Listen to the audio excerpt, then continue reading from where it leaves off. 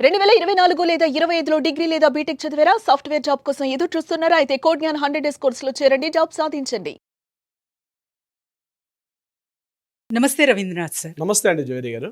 Sir, live in relationship బాగున్నంత వరకు ladies చాలా మంచిగా హ్యాపీగా హాయిగా ఉంటున్నారు. ఏదైనా తేడా వస్తే మాత్రం ఆపోజిట్ పర్సన్ మీద కేసులు వేయడం అలా చేస్తున్నారు. దీని మీద రీసెంట్ గా సుప్రీం కోర్టు ఒక తీర్పు ఇచ్చారు. సో దాని గురించి జవేరి గారు, ఇది interesting topic. Live in relationship అన్న ఇటీవల కాలంలో చాలా బాగా ఎక్కువగా పెరిగాయండి. అంటే మ్యారేజెస్ మీద ఒక రకమైనటువంటి విరక్తి వచ్చేసినటువంటి చాలా మంది స్త్రీ పురుషులు, మేల్ అండ్ ఫీమేల్స్ కూడా మ్యారేజ్ కాకుండానే ఒక లివ్ ఇన్ రిలేషన్షిప్ లో ఉండడానికి ప్రయత్నం చేస్తుంది. దానికి రకరకాల కారణాలు ఉండొచ్చు. మేల్ దగ్గర నుంచి వచ్చేటువంటి నెగిటివిటీ బాగా పెరగడం, అసలు మ్యారేజ్ చేసుకోవడం ఎందుకు, హ్యాపీగా బోత్ సైడ్స్ ఇన్కమ్ జనరేట్ చేసుకుంటున్నాం కదా, సో ఒక రిలేషన్షిప్లో ఉందాం, ఉన్నంతకాలం ఉందాం, తర్వాత విడిపోయి ఎవరి లైఫ్ వాళ్ళు డీల్ చేసుకుందాం అన్నటువంటి లివ్ ఇన్ రిలేషన్షిప్ అనేది ఇటీవల కాలంలో పెరిగింది. అయితే దీనికి చట్టబద్ధత లేకపోయినప్పటికీ కూడా కొన్ని రాష్ట్రాలు ప్రత్యేకంగా ఉన్నటువంటి కొన్ని చట్టాలు, అంటే సుప్రీంకోర్టు, హైకోర్టులు ఇచ్చిన కొన్ని తీర్పులు ఈ లివ్ ఇన్ రిలేషన్షిప్ మీద కంటిన్యూ చేసే విధంగా ఉన్నాయి కొన్ని తీర్పులు. అంటే ఇది కరెక్టా రాంగ్ అన్నది ఏది ఎక్కడ జడ్జిమెంట్ ఇవ్వలేదు. ప్రత్యేకంగా దీని మీద ఒక రకమైన చట్టాలు అయితే ప్రత్యేకంగా లేవు. కానీ చాలా సొసైటీస్లో, ముఖ్యంగా కార్పొరేట్ లాంటి నగరాల్లో లివ్ ఇన్ రిలేషన్షిప్ కల్చర్ అనేది ఎక్కువగా అయిపోయింది. అంటే సెలబ్రిటీస్ దగ్గర నుంచి మిడిల్ క్లాస్ పర్సన్స్ కూడా మెల్లమెల్లగా ఈ టైప్ ఆఫ్ కల్చర్ అనేది మెల్లగా అడాప్ట్ అవుతూ వస్తుంది. అయితే ఈ కల్చర్లో ఏమవుతుందంటే, లివ్ ఇన్ రిలేషన్షిప్లో కలిసి లివ్ ఇన్ టుగెదర్ అన్నట్టుగా కలిసి ఒకే ఇంట్లో ఉంటారు. అంటే రకరకాల పారామీటర్స్లో ఉంటారు. ఒక అవసరానికి కావచ్చు, లేకపోతే ఒక నీడ్ కోసం కావచ్చు. అంటే చదువుకునే స్టూడెంట్స్ ఏం చేస్తారంటే తమ యొక్క ఎక్స్పెండిచర్స్ కాస్ట్ తగ్గించుకుందామని, లేకపోతే జాబ్ చేసేటప్పుడు షేరింగ్ చేసుకుందాం, రెంట్స్ షేరింగ్ చేసుకుందాం, మరలా రేపు కాస్త హై ప్రొఫైల్కి వెళ్తే ఎవరి లైఫ్లో వాళ్ళు డీల్ చేద్దామని. ఇంతేకాకుండా కొంతమంది pre marital live in relationship చేస్తారంటే before going to the marriage మన ఇద్దరం కలిసి ఒక 6 months ఉందాం, ఒకరి అభిప్రాయాలు ఒకరికి తెలుస్తూ ఉంటుంది, ఒకరికొకరు నచ్చితే మనం ఆఫ్టర్ 6 months మనం మ్యారేజ్ చేసుకోవచ్చు, సో బిఫోర్ 6 months మనం కలిసి లివ్ ఇన్ టుగెదర్ ఉందాం అని చెప్పి బోత్ సైడ్స్ పేరెంట్స్ కూడా నచ్చజెప్పి చేస్తారు. కొన్ని చోట్ల కొంతమంది ఏం చేస్తారంటే సోషల్ అండ్ కల్చరల్ యాక్టివిటీస్ ప్రకారం, అంటే సేమ్ కులాలు, అంటే కొన్ని రకాల కులాలు, రిలీజియన్స్ నచ్చపోయినప్పుడు దీనికి యాంటీగా కొంతమంది రకరకాల కమ్యూనిటీస్లో సేమ్ కమ్యూనిటీ కాదు డిఫరెంట్ కమ్యూనిటీ చేసేటప్పుడు సోషల్గా అదేవిధంగా ఫ్యామిలీ పరంగా కొంత నెగిటివిటీ వస్తుంది. కాబట్టి కొంతమంది సీక్రెసీగా కొంతమంది రిలేషన్షిప్స్ కొంతమంది మెయింటైన్ చేస్తారు. కొంతమంది ఏం చేస్తారంటే ఫైనాన్షియల్ అప్డౌన్స్, అంటే ఒక అమ్మాయి బాగా ఫైల్లో ఉండొచ్చు, అంటే మంచి హై ప్రొఫైల్ ఉండొచ్చు, అబ్బాయికి అసలు లో ప్రొఫైల్ ఉండొచ్చు, లేకపోతే అబ్బాయి మంచి హై ప్రొఫైల్ ఉంటాడు, అమ్మాయికి అసలు లో ప్రొఫైల్ ఉంటుంది. ఇటువంటి సమయంలో ఎకనామిక్ ఈక్వేషన్స్ లేనప్పుడు కూడా ఉండే అవకాశం కూడా కొన్ని చోట్ల ఉంటుంది. మరికొన్ని సందర్భాల్లో ఏంటంటే స్టేట్స్ మారిపోతారు, కానీ ఇద్దరికి నచ్చి ఉంటుంది, అంటే ఇద్దరు ఒకరికొకరు ఇష్టపడతారు. అటువంటి సందర్భాల్లో కూడా కొన్ని చోట్ల లివ్ ఇన్ రిలేషన్షిప్, అంటే రిలేషన్షిప్లో ఉండడానికి రకరకాల పారామీటర్స్ ఉంటాయి. ప్రత్యేకంగా ఈ రకంగానే ఉంటారని మనం చెప్పడం, కొన్ని సీక్రెట్స్గా ఉంటారు, కొన్ని ఓపెన్గా ఉంటారు, దానికి కారణాలు ఎంతైనా కావచ్చు. అయితే ఇక్కడ మీరు అడిగిన క్వశ్చన్లో ఏంటంటే, లివ్ ఇన్ రిలేషన్షిప్ ఉన్నంతకాలం బాగానే ఉంటారు, ఏదైనా డిఫరెన్షియేట్ వచ్చిన తర్వాత ఒకరి మీద ఒకరికి, ముఖ్యంగా లేడీస్ ఏం చేస్తారంటే అబ్బాయి మీద నన్ను మ్యారేజ్ చేసుకుంటాడు అని చెప్పి నన్ను ట్రాప్లో తీసుకున్నాడు, నాతో లివ్ ఇన్ రిలేషన్షిప్లో ఉన్నాడు, నాతో కొద్ది రోజులు ట్రావెల్ చేశాడు, నా మొత్తం ఎంటైర్ నా లైఫ్ మీద అతను అజమాయిష్ తీసుకున్నాడు, నాకు ఈ మధ్య అతను ఈరోజు మ్యారేజ్ చేయనని చెప్పి మోసం చేస్తున్నాడని, లేకపోతే నా యొక్క పర్సనల్ కేర్ని డ్యామేజ్ చేస్తున్నాడని ఆ అబ్బాయి మీద అమ్మాయిలు పెట్టినటువంటి కేసులు ఇటీవల కాలంలో చాలా పెరిగిపోతున్నాయి. గడిచిన దశాబ్ద కాలంగా నేను చూసినట్లయితే అనేక కేసులు కలిసి బాగానే ఉంటారు, ఎక్కడో వ్యవహారం చెడింది అనుకోండి, ఇమీడియట్గా అమ్మాయి పెడుతుంది అబ్బాయి మీద. అమ్మాయి మీద పెట్టే సంఘటనలు చాలా తక్కువ, కానీ అమ్మాయిలు అబ్బాయి మీద పెట్టే సంఘటనలు చాలా ఎక్కువ.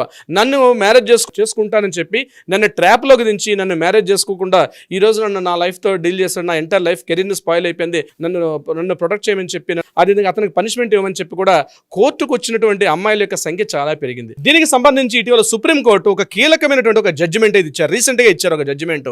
ఈ లివ్ ఇన్ రిలేషన్షిప్లో ఏవైతే కేసులు ఉన్నాయో వీటికి బెస్ట్ సైటేషన్గా తీసుకోవచ్చు ఈ కేసుకు సంబంధించి. దీనికి సంబంధించిన బెస్ట్ ఎగ్జాంపుల్ చెప్తాను జవేరి గారు. ముఖ్యంగా ఈ వెస్ట్ బెంగాల్ సంబంధించి ఒక జూనియర్ సివిల్ కోర్ట్ జడ్జి అయిన ఆ జూనియర్ సివిల్ కోర్ట్ జడ్జి ఏం చేస్తారంటే, తన ఆపోజిట్ తన సేమ్ ప్రొఫెషన్ ఉండి ఇంకొక వేరే జడ్జి గారితో ఒక లివ్ ఇన్ రిలేషన్షిప్ లో ఎంటర్ జరిగింది. ఎలా ఎంటర్ అయ్యారంటే, ఆమె కూడా తన భర్త మీద వేధింపులు గురవుతూ కూడా ఒక డివోర్స్కి అప్లై చేసుకున్నారు. ఇంకా డివోర్స్ ఇంకా ఇష్యూ కాలేదు. ఆ డివోర్స్ ఇష్యూ కాకుండా ఉన్న సందర్భంలో ఏం చేశారంటే, ఈ అమ్మాయి అంటే ఈవిడ కూడా జూనియర్ సివిల్ జడ్జి, ఈవిడ తన ఆపోజిట్ ఒక సివిల్ జడ్జి గారితో ఒక రిలేషన్షిప్లోకి వెళ్ళడం జరిగింది. అయితే ఆ రిలేషన్షిప్లో వీళ్ళిద్దరు కలిసి ట్రావెల్ చేశారు. 2014 నాటి కేసు ఇది. 2014 ఉన్నారు రిలేషన్షిప్లో. ఉన్న తర్వాత కొన్ని కారణాంతరాలు ఏంటంటే, ఇతను మ్యారేజ్ చేసుకుని, అంటే ఇతను కూడా డివోర్స్కి అప్లై చేసుకున్నాడు, ఇతను కూడా ఇంకా డివోర్స్ రాలేదు, కానీ కొన్ని కారణాలు ఇచ్చే ఇతను నన్ను మ్యారేజ్ చేసుకుంటాడని చెప్పి నా లైఫ్ని తను తీసుకున్నాడు. అట్ ద సేమ్ టైం నాకు ఫస్ట్ హస్బెండ్ నుంచి వచ్చినటువంటి నా పిల్లని కూడా ఇతను ప్రొటెక్ట్ చేస్తాడని చెప్పి ఈ జూనియర్ సివిల్ జడ్జి గారు తీసుకొని నా లైఫ్ని ఒక 5-6 ఇయర్స్ డీల్ చేసి ఈ రోజు నన్ను మ్యారేజ్ చేసుకోకుండా నన్ను పూర్తిగా అవాయిడ్ చేస్తున్నారు, నన్ను రక్షించమని చెప్పి ఆయన కోర్టు వారిని వెస్ట్ బెంగాల్ కోర్టుకి వెళ్ళడం జరిగింది. సో వెస్ట్ బెంగాల్ కోర్టు ఏం చేశారంటే దీనికి సంబంధించి ఇది కరెక్టే అని చెప్పి ఈ జూనియర్ సివిల్ జడ్జి గారికి సపోర్ట్గా జడ్జిమెంట్ రావడం జరిగింది. ఏం జడ్జిమెంట్ వచ్చారంటే ఈ జూనియర్ సివిల్ జడ్జి గారు చేసినటువంటి ఏదైతే ఉన్నారో ఇది అమ్మాయికి అత్యాచారం, అదేవిధంగా మోసగించడం, నమ్మక ద్రోహం చేశాడు, మ్యారేజ్ చేసుకుంటా అని చెప్పి నమ్మక ద్రోహం చేశారని చెప్పి ఈరోజు మ్యారేజ్ చేసుకోకుండా అవాయిడ్ చేస్తున్నారు కాబట్టి ఇతను చేసింది తప్పే అని చెప్పి ఇతనికి అగెనిస్ట్గా అక్కడ జడ్జిమెంట్ రావడం జరిగింది. ఈ అమ్మాయికి సపోర్ట్గా జడ్జిమెంట్ వచ్చింది. దీనికి సంబంధించి ఆ జూనియర్ సివిల్ జడ్జి గారు ఏం చేశారంటే మళ్ళీ ఇమీడియట్గా సుప్రీం కోర్టుకి అప్పీల్ చేసుకున్నారు. అప్పీల్ చేసుకున్నప్పుడు అక్కడ జస్టిస్ బివి నాగరత్న గారు వీళ్ళు ఏం చేశారంటే దీని మీద పూర్తిగా డిస్కషన్ చేసి ఒక చారిత్రాత్మక తీర్పునిచ్చారు. ఏం తీర్పు అంటే ఈ అమ్మాయి ముందుగా ఈ అబ్బాయితో లివ్ ఇన్ రిలేషన్షిప్ వెళ్ళేటప్పుడు ఈమె ఏమనుకున్నదంటే నా మొదటి భర్త ద్వారా వచ్చిన పిల్లల్ని ఇతను చూసుకుంటాడని చెప్పి మాట్లాడడం జరిగింది. కలిసి ఒక 4 years కలిసి ఉన్నారు. అయితే ఈ 4 years పాటు కలిసి ఉన్న సందర్భంలో ఈవిడ కూడా ఒక ప్రొఫెషనల్గా ఉన్నారు. కేవలం మ్యారేజ్ చేసుకుంటారనే నమ్మకంతో ఈ 4 సంవత్సరాల పాటు లివ్ ఇన్ రిలేషన్షిప్లో ఉన్నారన్నది సమంజసం కాదు. ఆమెకి ఇష్టపూర్వకంగా కూడా వచ్చారు కాబట్టి ఎట్ ద సేమ్ టైం ఇక్కడ ఎందుకు విడిపోయారన్న విషయంలో ఆమె ఖచ్చితంగా పిటిషన్లో దాఖలు చేయలేదు. కానీ ఇతని మ్యారేజ్ అప్పటికి ఇతనికి డివోర్స్ కాలేదు, ఆ అమ్మాయికి డివోర్స్ కాలేదు. కానీ బోత్ సైడ్స్ కూడా ఇద్దరికి డివోర్స్ కాకుండా రిలేషన్షిప్లు ఉన్నారు. ఇద్దరికి కూడా పరస్పర అంగీకారంతో మాత్రమే ఈ రిలేషన్షిప్లు ఎంటర్ అయ్యారు.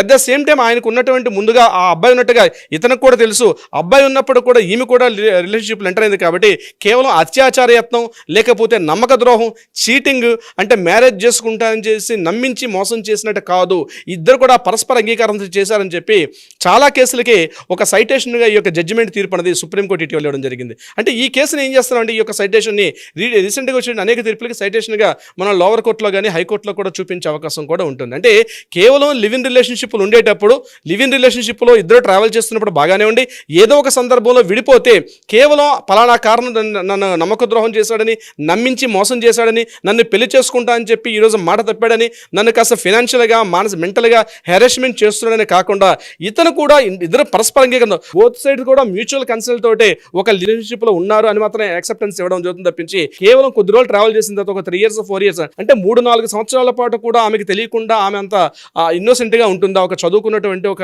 ప్రొఫైల్ ఉన్నటువంటి ఒక క్యాండిడేట్ ఇట్లా ఇన్నోసెంట్గా ఉండడం కరెక్ట్ కాదు. ఇది కేవలం మిస్గైడ్ చేస్తున్నారు.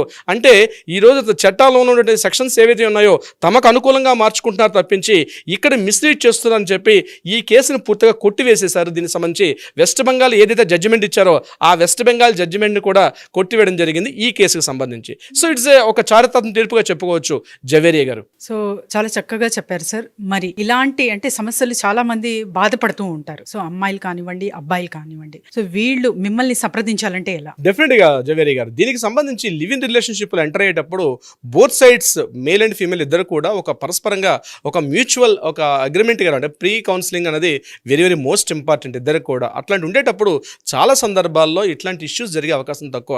అందుకే నేను చెప్తున్నాను, చాలా ప్రతి వీడియోలో చెప్తున్నాను, సెలబ్రిటీ సెగ్మెంట్లో చాలా వరకు ఈ యొక్క ఈ 498A అదేవిధంగా డొమెస్టిక్ వైలెన్స్ అనేది ఇటీవల కాలంలో చాలా తగ్గిపోయింది. ఒకప్పుడు ఉండేది కానీ ఇప్పుడు తగ్గుతుంది. బికాజ్ ఏంటంటే బిఫోర్ ఎంటరింగ్ కింద ఒక మ్యారిటల్ స్టేటస్లో కావచ్చు, లివ్ ఇన్ రిలేషన్షిప్లో కావచ్చు, బోత్ సైడ్స్ కూడా ఒక అగ్రిమెంట్లోకి వెళ్తున్నారు. అంటే ఒక ప్రొఫెషనల్ మాలాంటి అడ్వకేట్స్ దగ్గరకు వచ్చి కూర్చుని కౌన్సిలింగ్ తీసుకుంటున్నారు కాబట్టి వాళ్ళ లైఫ్లు విడిపోతున్నాయి. అంటే వీళ్ళిద్దరూ ఒక ప్రీమేటల్ కౌన్సిలింగ్ తీసుకోవడం వల్ల లైఫ్ లాంగ్ ఉంటారని నేను చెప్పడం కాదు.